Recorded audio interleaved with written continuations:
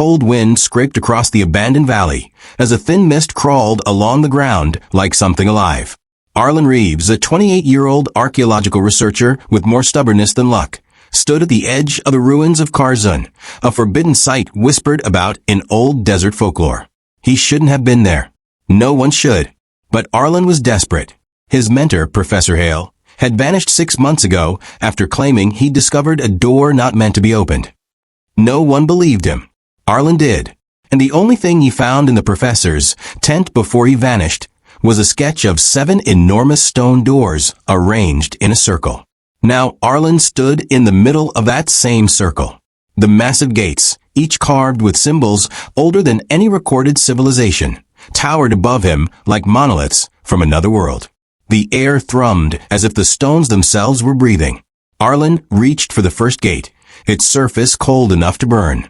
A faint pulse rippled beneath the stone, almost like a heartbeat responding to his touch. Something deep inside the ground shifted, and the valley suddenly felt smaller, contained like it was watching him. Arlen set down his backpack, pulled out Professor Hale's notebook, and read the first line again. 7 gates, 7 trials. He who enters the 7th gate chooses the fate of the living. He swallowed. He didn't come this far to turn back now. With a deep breath, he placed both hands on the first gate. A blinding flash slammed into his vision. When his sight returned, the world around him had changed. The sky had turned a dull red, and the ruins were gone. Instead, he stood in a desert of shifting mirrors, each reflecting a different version of him. Some older, some scarred, some dead.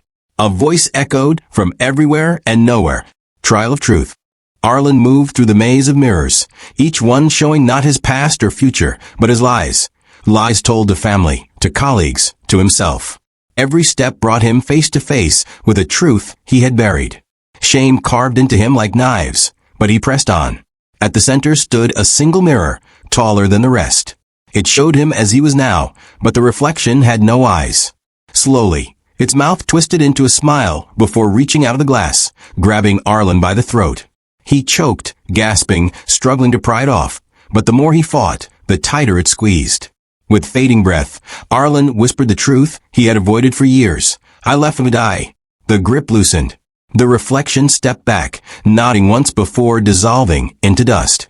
The first gate appeared again in front of him, glowing softly. He passed through it and returned to the circle. 1 down. 6 to go. The second gate dragged him into a frozen wasteland. The trial was endurance. The third gate forced him into a labyrinth of whispers, where every voice tried to manipulate him.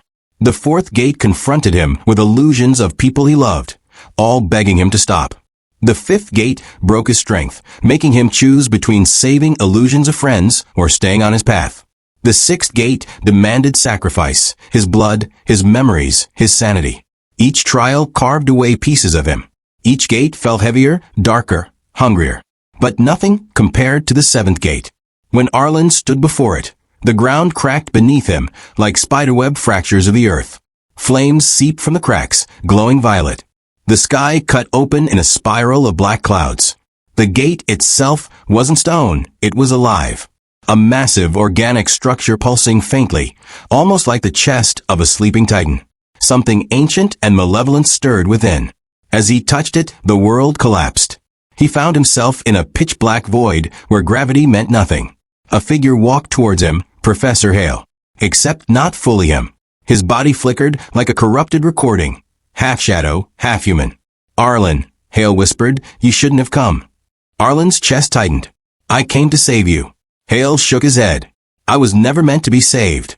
I am the key and you are the choice. Behind Hale, a colossal silhouette awakened. An entity with 7 burning eyes arranged in a circle around its head, its shape shifting like smoke trapped inside bones. Each of its eyes opened slowly, one by one, glowing with unbearable intelligence. The seventh gate must choose, the entity boomed. Its voice clawed through Arlen's skull. Hale raised his hand. His fingers were dissolving into ash. Arlen, listen carefully. This gate opens into the realm that connects our world with theirs. If you choose to close the gate forever, I will disappear with it. I am bound to it now. But if you choose to open it, the entity behind me will walk into the living world. Arlen froze. The decision crushed him. Let his mentor die, or unleash something capable of devouring nations. The entity spoke again. Choose, mortal. Arlen trembled. Memories flickered in his mind. Hale teaching him, guiding him, believing in him. The world felt unbearably heavy, like his heart was being pulled apart. Slowly, with tears burning down his face, he looked at Hale. I'm sorry, he whispered. Hale smiled, sad but proud. I knew you would choose the world over me.